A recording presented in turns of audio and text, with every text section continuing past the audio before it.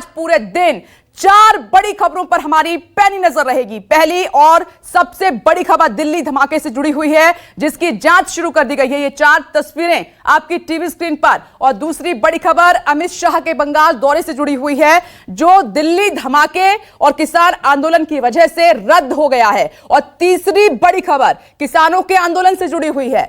आज आंदोलनकारी किसान शाम 5 बजे तक भूख हड़ताल पर हैं। वहीं चौथी बड़ी खबर बजट सत्र से जुड़ी हुई है। बजट सत्र को लेकर आज प्रधानमंत्री नरेंद्र मोदी ने सर्वदलीय बैठक बुलाई है। इन 4 बड़ी खबरों पर हमारी नजर रहेगी, लेकिन आज की पहली और सबसे बड़ी खबर का रुख करते हैं। दिल्ली के इजरायली दूतावास के पास शुक्रवार शाम हुए धमाके की जांच काफी तेज कर दी गई है और पुलिस ये मानकर चल रही है कि यह ब्लास्ट किसी बड़ी साजिश का हिस्सा हो सकता है, ट्रायल हो सकता है। मौकाए वारदात से एक लेटर मिला है और उसमें भी इसे ट्रेलर होने की धमकी दी गई है। ब्लास्ट में अमोनियम नाइट्रेट के इस्तेमाल की आशंका है। पुलिस को मौके से एक सीसीटीवी की फुटेज मिली है, लेकिन पीछे की फुटेज को रिट्रीव करने में पुलिस को मशक्कत करनी पड़ रही है। पुलिस को सीसीटीवी में 2 संदिग्ध नजर आए हैं, जिन्हें एक कैब ने उतारा था और टैक्सी वाले को ढूंढ लिया गया है। पुलिस अब उस कैब वाले से संदिग्धों का हालिया जानने की कोशिश कर रही है कि हुलिया उनका कैसा था। ब्लास्ट की जगह से पुलिस को बॉल बेयरिंग तारें बरामद हुई हैं। बम बनाने के लिए जिस कवर और बैटरी का इस्तेमाल किया गया था वो मिल गए हैं। ये बहुत अहम सबूत हैं। पुलिस को मौके से एक दुपट्टा भी मिला है। जी हां, दुपट्टा अध जला हुआ है और पुलिस ब्लास्ट के दुपट्टे का कनेक्शन भी तलाश रही है। इस कनेक्शन को भी खंगाला जा रहा है। दिल्ली पुलिस और जांच एजेंसियां कई जगहों पर जांच के लिए जा भी रही हैं, जहां संदिग्ध छिपे हो सकते हैं। इजरायली दूतावास के पास जहां धमाका हुआ, वहां पर पुलिस की टीम एक बार फिर से पहुंची है। स्पेशल सेल की जो टीम है वो तमाम जो सैंपल्स हैं वो यहां से इकट्ठे करके ले जा चुकी है। और आज सुबह जो जानकारी मिल रही है कि कवर भी यहां पर बरामद हुआ, बैटरी जो इस्तेमाल की गई थी वो कल बरामद हो गई थी। इस पूरे घटना में अभी तक की जो जांच में वो ईरानियन कनेक्शन सामने आया है, क्योंकि यहाँ से एक लेटर भी पुलिस को बरामद हुआ है, जिसमें जो ईरान के जो 2 बड़े लोग थे, बड़े शख्सियत थे, उनकी मौत को बताया और उनको शहीद बताया गया। और साफ तौर पर इजराइल को धमकी दी गई, इजराइल को खुले तौर पर धमकी दी। और इस बारे में जो इंटेलिजेंस ब्यूरो है, खुफिया ब्यूरो है, उन्होंने भी एक अलर्ट जारी किया था भारत में जो इजरायली लोग हैं उन पर हमला हो सकता है, इसको लेकर। और जब दिल्ली में हाई अलर्ट था उस वक्त इस तरह की घटना होना कई सवाल खड़े करते हैं। हालांकि पुलिस को कई अहम जानकारियां लगी हैं। जो हमलावर थे या जिन्होंने भी ये बम प्लांट किया था, यहाँ पर जानकारी मिल रही है कि कैब के जरिए वो यहाँ पर पहुँचे थे। पुलिस ने कैब से लाने वाले शख्स की पहचान कर ली, उससे पूछताछ हुई और फिलहाल जो 2 संदिग्ध हैं उनके स्केच जारी करवाए जा रहे हैं। उनकी पहचान जो कैब ड्राइवर है उससे पूरी तमाम जानकारी हासिल करें, उनके स्केच तैयार करवाए जा रहे हैं। और फिलहाल पुलिस उनकी तलाश में जगह जगह छापेमारी कर रही है। कैमरामैन उमेश के साथ विमल कौशिक, न्यूज़ 24 दिल्ली। तो ग्राउंड जीरो से विमल कौशिक की रिपोर्ट आप देख रहे थे। आइए सीधे विमल कौशिक का रुख कर लेते हैं। विमल, जो स्पेशल टीम पहुंची है उनको कई अहम सुराग हाथ लगे हैं जो बहुत कुछ खुलासा कर सकते हैं। क्या अपडेट है इस पर?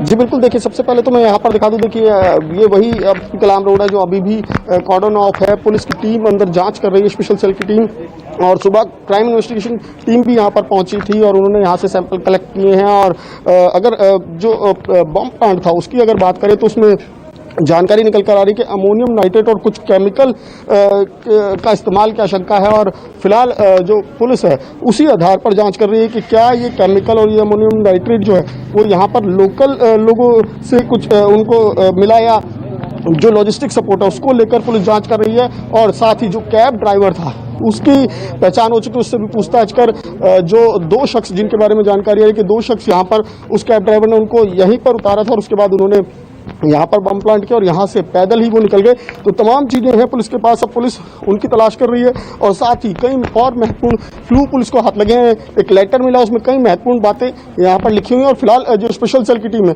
वो अंदर मौके पर मौजूद है और पूरे की जांच कर रही है। जी विमल, ये दुपट्टे का क्या कनेक्शन है?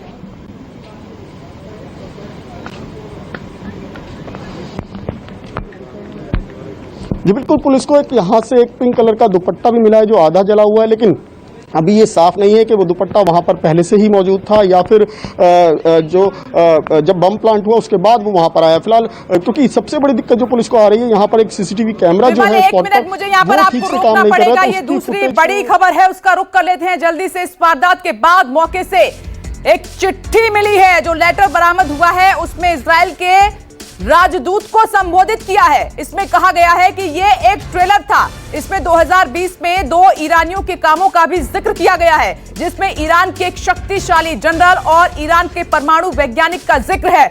23 जनवरी को आईबी ने, आपको बता दें कि यहूदियों पर भारत में हमले के बारे में अलर्ट जारी किया था और इजरायली एजेंसियों के अधिकारी दिल्ली पुलिस और भारतीय एजेंसियों की सहायता के लिए दिल्ली को रवाना हो चुके थे। विमल कौशिक लगातार बने हुए हैं। विमल, देखिए जो चिट्ठी में बात लिखी गई है उसमें बड़ी साजिश की तरफ इशारा है, कहा कि ये तो ट्रायल है मात्र। विमल,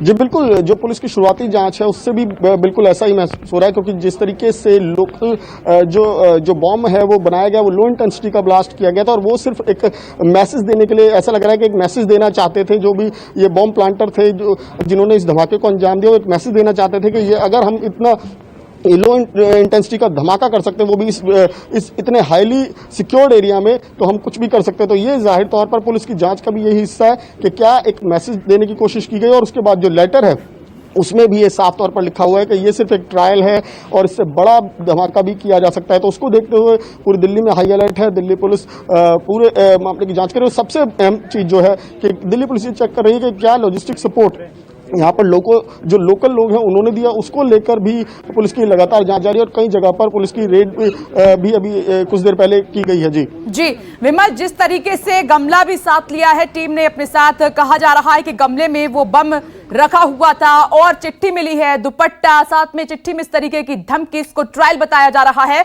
तो कहीं ना कहीं किसी ने तो मदद की है इस हाई सिक्योरिटी वाले एरिया में। और इस बीच एक और बड़ी खबर, दिल्ली में हुए धमाके के बाद केंद्रीय गृह मंत्री अमित शाह ने सुरक्षा अधिकारियों के साथ देर रात तक बैठक की। बैठक में सुरक्षा और खुफिया एजेंसियों के आला अधिकारी भी मौजूद थे।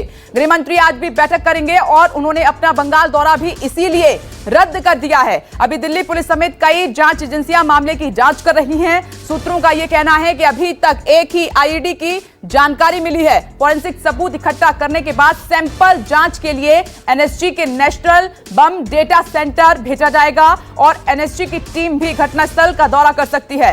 इजरायल दूतावास के पास हुए धमाके की जिम्मेदारी फिलहाल किसी आतंकवादी संगठन ने नहीं ली है। इजरायली विदेश मंत्रालय ने इस घटना को आतंकी वारदात करार दिया है और इस खबर पर जानकारी देंगे अमित कुमार। अमित, बड़ी साजिश का ट्रायल बताया जा रहा है। गृह मंत्री अमित शाह ने इसीलिए अपना दौरा भी रद्द कर दिया है। बड़े अधिकारियों के साथ बैठक लगातार उनकी जारी है। क्या अपडेट अमित? जी देखिए, कल जिस समय धमाका हुआ 5:05 में, उस समय मीटिंग रिट्रीट का जो कार्यक्रम है वो चल रहा था। करीब 6, सवा 6 बजे तक वो कार्यक्रम चला है और इसके बाद उस दौरान ही जो आईबी चीफ है और जो दिल्ली पुलिस कमिश्नर है उन्होंने अमित शाह को ब्रीफ किया और इसके बाद फिर जब ये कार्यक्रम खत्म हुआ, इसके बाद करीब रात को 9 बजे अमित शाह को जाना था बंगाल के दौरे पर, क्योंकि आज वहां पर मायापुरी में और इसके अलावा ठाकुर नगर में वहां 2 कार्यक्रम थे। जो मायापुरी है वहां पर इस्कॉन टेम्पल जो है उसका जो ग्रुप है उसका मुख्यालय है और जो ठाकुर नगर है वह मथुआ समाज जो है जो कि पाकिस्तान से आए हुए लोग जो है हिंदू है उनका वो मथुआ समाज है और सीए के समर्थन में सबसे पहले मथुआ समाज भी खड़ा हुआ था। ठीक है अमित, आपकी ऑडियो हम तक ठीक से नहीं पहुंच पा रही है, लौटेंगे आपके पास। और इस बीच आप देख रहे हैं कि टीवी स्क्रीन पर मनोज पांडे भी कोलकाता से लाइव हमारे साथ जुड़े हुए हैं। मनोज, इजरायली दूतावास के बाहर कल धमाका हुआ है जिसके चलते अमित शाह का दौरा रद्द हो गया है, वहां पर क्या हलचल है? मनोज जी देखिए, जिस तरह से गृह मंत्री अमित शाह की तैयारियां करीबन महीने भर पहले से चल रही थी और यहां पे कह सकते हैं कि अमित शाह का जो कार्यक्रम था भव्य स्वागत के तौर पे तैयारियां किया गया था। आपको बता दें कि ये पश्चिम बंगाल का अमित शाह का दौरा आज और कल का जो दौरा था बहुत महत्व था और यहाँ पे जिस तरह से अमित बता रहे थे कि अमित शाह मायापुर जाते और ठाकुर नगर मथुआ समाज से जो बांग्लादेशी से लोग आए उनसे मिलते। और आपको बता दें कि जो कल हावड़ा में जो कार्यक्रम होना है सबसे बड़ा कार्यक्रम है, क्योंकि टीएमसी से जो कई जो मंत्री थे, कई विधायक थे जो नाराज चल रहे थे उनको कहीं ना कहीं पार्टी में शामिल कराने का कार्यक्रम वहां पे रखा गया था। साफ तौर पर देखें कि राजीव बनर्जी के जो आने का उनका वहां पे कार्यक्रम रखा हुआ था। वैशाली डालमिया को जो टीएमसी पार्टी ने निकाला था, वो उत्तरपाड़ा के जो विधायक प्रवीण थे उनके समर्थक में कई जो ऐसे टीएमसी के हैं वहां पे सभा होना था। लेकिन आपको बता दें कि अमित शाह का पश्चिम बंगाल दौरा तो नहीं हो रहा है, लेकिन जो कल हावड़ा का जो सभा है वो बहुत महत्व है। और जो हमारे सूत्र है वो बता रहे हैं कि कहीं ना कहीं राजनाथ सिंह या जेपी नड्डा इस कार्यक्रम में आ सकते हैं, क्योंकि आपको बता दें कि व्यव्य कार्यक्रम किया गया है। लगातार महीने भर से यहाँ पे कार्यक्रम चल रहा था और 2021 के विधानसभा चुनाव में कुछ ही महीने रह गए हैं और जो टीएमसी के बड़े नेता है, काफी जो कार्यकर्ता है, कहीं ना कहीं जो टीएमसी का झंडा छोड़ के बीजेपी के पाले में आ सकते हैं। तो इस तरह का जो कार्यक्रम है, कल उम्मीद जताया जा रहा है कि जो हावड़ा का कार्यक्रम है वो होगा। अमित शाह चूंकि वहां पे ब्लास्ट की वजह से नहीं आ पा रहे हैं, तो इसका बिल्कुल मनोज, जिस तरीके से आप बता रहे हैं कि बंगाल का दौरा, जिस तरीके से तैयारियां की गई हैं वो काफी महत्वपूर्ण था, लेकिन ये सवाल है देश की सुरक्षा से जुड़ा हुआ और इसीलिए दौरा रद्द भी हुआ है। मैं लौटूंगी, आप बने रहें। और इस बीच एक खास मेहमान हमारे साथ मौजूद हैं, रिटायर्ड आईपी अधिकारी हैं तेज सिंह तंवर सर हमारे साथ जुड़ गए हैं। सर, आप जो ब्लास्ट हुआ कल इजरायली दूतावास के बाहर, किस तरह से आप देख रहे हैं? एक लेटर मिला है, उसमें चेतावनी दी गई, कहा कि ये तो ट्रायल है मात्र। क्या आप भी मान रहे हैं कि ये एक बड़ी साजिश का हिस्सा है, ट्रायल है? नहीं, ये बिल्कुल एक बहुत बड़ी साजिश है और इजरायल और भारत के बड़े अच्छे संबंध हैं, लेकिन अंतर्राष्ट्रीय स्थिति ऐसी हुई है कि अभी इजरायल को ईरान की तरफ से बहुत धमकी मिल रही है, क्योंकि सुलेमानी के मर्डर और एक अल-कायदा के नंबर 2 उनके वहाँ पे मर्डर हुआ, तो उससे वो ईरान एक स्ट्रॉन्ग मैसेज देना चाहता है इजरायल को। और क्योंकि इजरायल के भारत से बड़े अच्छे संबंध हैं, तो इसलिए ये जो घटना हुई है इजरायल एम्बेसी के सामने हुई है। चिट्ठी के अंदर इजरायल एम्बेसडर को एड्रेस किया हुआ है और हमारे इंटेलिजेंस में इनपुट आते रहे हैं। मैं आपको बताना चाहता हूं, एक इजरायली पायलट इंडिया में आया था, वो यहाँ खो गया और अल्टीमेटली उसका मर्डर हुआ मनाली के पहाड़ों में, जहां पर कि कुछ लोकल क्रिमिनल्स ने उसका मर्डर किया था।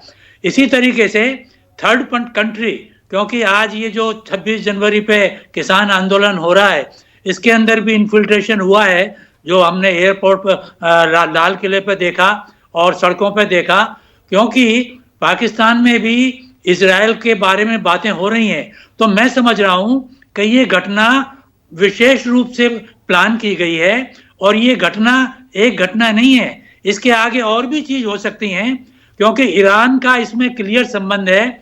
आपको बताना चाहता हूं कि एक मिलिटेंट ऑर्गेनाइजेशन कश्मीर का, जिसका नाम है हिजबुल मोमिनीन जी, उसका कमांडर जो है वो भी दिल्ली में आया था। मैं यहाँ स्पेशल ऑपरेशंस को देख रहा था और ये पेपर मैशी का जो धंधा है और गलीचों का धंधा है, इनके नाम से दिल्ली में बिखर जाते हैं और फिर इनको फंडिंग होती है जिसमें कि आकर के ऑपरेशंस करते हैं।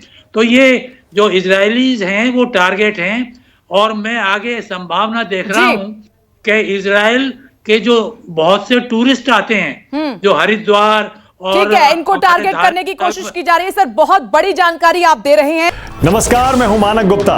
अगर आपको हमारा ये वीडियो पसंद आया हो तो इसे लाइक और शेयर जरूर करें और हाँ, हमें सब्सक्राइब और फॉलो करना ना भूलें, ताकि आप देश और दुनिया की कोई खबर मिस ना करें।